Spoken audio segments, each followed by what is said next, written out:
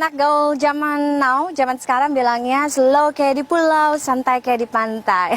Jadi pulau dan pantai adalah dua hal yang paling banyak bisa dilakukan kalau misalnya Anda datang ke pulau terluar di Indonesia, tepatnya di Maluku Utara, yaitu di Kabupaten Pulau Morotai.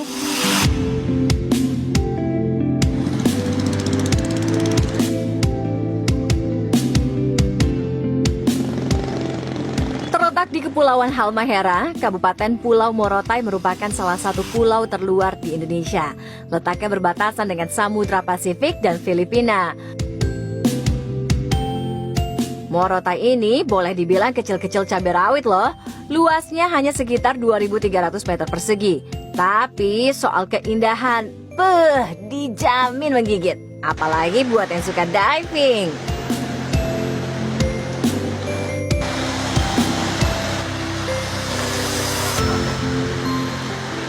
Jadi Morotai tidak hanya memperkenalkan kita dengan potensi wisata alamnya, wisata baharinya yang super duper keren, tapi Morotai juga mengajarkan kita untuk mengenal sejarah, khususnya sejarah Perang Dunia Kedua. Tapi bukan dari tempat di belakang saya alias di daratan, melainkan di sebelah kanan saya, yaitu di lautan.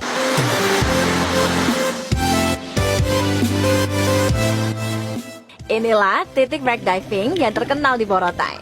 Di kedalaman 45 meter kita akan disuguhi barang-barang bersejarah peninggalan Perang Dunia Kedua. Yap, bagi penyelam ini adalah museum perang bawah laut karena menjadi lokasi pertempuran dahsyat pasukan Jepang lawan sekutu. Morotai sempat menjadi pangkalan militer Jepang pada Perang Dunia Kedua, lalu diambil oleh Amerika Serikat pada 1944. Kemudian digunakan sebagai landasan serangan sekutu ke Filipina pada 1945. Panglima Jenderal Amerika Serikat Douglas MacArthur menjadikan Morotai sebagai pangkalan udara Amerika terbesar di Asia Tenggara. Nah, salah satu barang peninggalan yang terkenal adalah bangkai pesawat Bristol Beaufort. Bristol Beaufort merupakan pembom dan pembawa torpedo serta senjata. Selain itu, bangkai peninggalan Perang Dunia Kedua lainnya seperti jeep dan truk juga masih tergeletak di dasar laut berselimut karang dan menjadi rumah biota laut.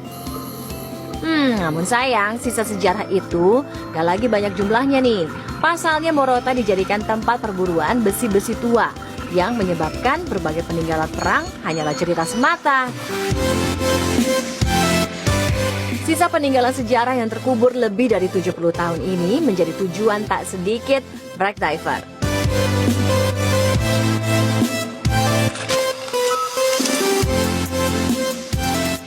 Gimana wrecknya? Tadi lihat apa aja di bawah? Pesawat ya? Pesawat, yang bendera. Tapi yang robohnya bendera, terus sekarang apa lagi tadi? Itu ya, ban bekas. Ban banyak. Ngelihat Morotai apa jadi satu potensi wisata yang besar buat promote Indonesia? Sure. Ya. Tapi ngelihat keindahan alam Morotai yang kayak gini, apa yang masih jadi PR gitu? Kalau bisa, ada direct flight dari Jakarta.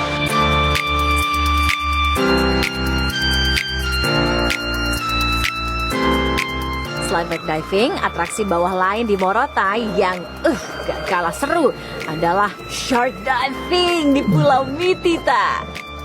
Tapi hiu yang ini bersahabat loh ya. Well, sesuai dengan namanya, Black Tip Point, kita bisa bertemu hiu black tip di kedalaman 18 hingga 20 meter. Lihat kan, gerombolan hiu ini akan warawiri deket banget sama kita. Lokasi ini merupakan habitat asli dari hiu black tip. Ciri khas hiu black tip yaitu memiliki corak hitam di ujung siripnya dengan panjang 1 hingga 2 meter. Seru!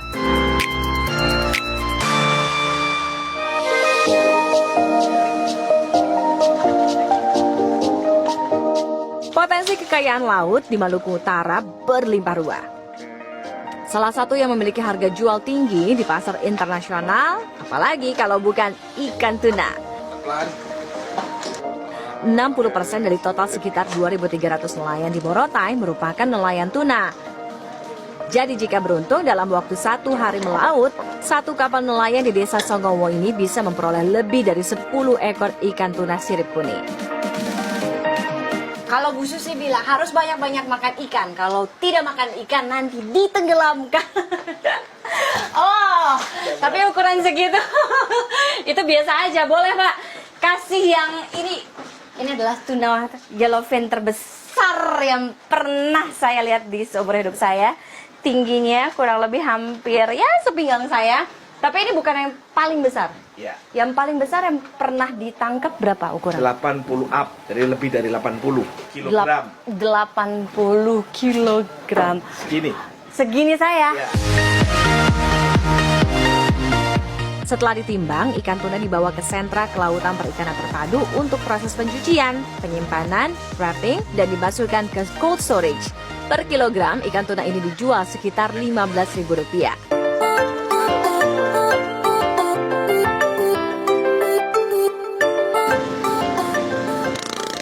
Yup, urusan spot wisata, khususnya wisata bahari, nggak akan habis deh dieksplorasi. Nah, kalau soal aktivitas perkotaan juga nggak kalah seru untuk dijajaki. Penduduk Morotai kebanyakan adalah kaum pendatang. Pusat aktivitas masyarakat sebagian besar berada di Daruba. Meski begitu, jalanan di sini super lengang. Selain kendaraan pribadi, bentor alias becak motor adalah satu-satunya alat transportasi masyarakat lokal di sini. Nah, biasanya alun-alun Morotai ini dijadikan tempat berkumpul para remaja khususnya sore hari. Gak banyak hiburan memang di Morotai, tapi sepak bola bagi mereka sudah cukup menghibur hati. Apalagi membakar kalori. Tenaga pun rasanya terkuras di eksplorasi. Beruntung di sekitaran alun-alun terdapat warung-warung yang menjajakan camilan khas lokal. Oke, jadi selamat datang di Maluku Utara. Semuanya serba panas. Kita lihat hari ini suhunya. Maluku 32 derajat Celcius, ditambah saya punya makanan dan di minuman yang panas juga. Jadi ini ada pisang yang khusus dimakan dengan sambal dabu-dabu mantah. Katanya sih cabenya beda ya pedesnya. Oh. Pedas banget. Dan ini minuman khas dari orang di Maluku, di Morotai. Namanya adalah air guraku.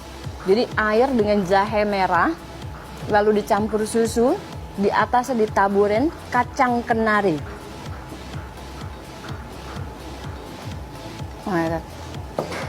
Hari ini super pedas, super panas loh.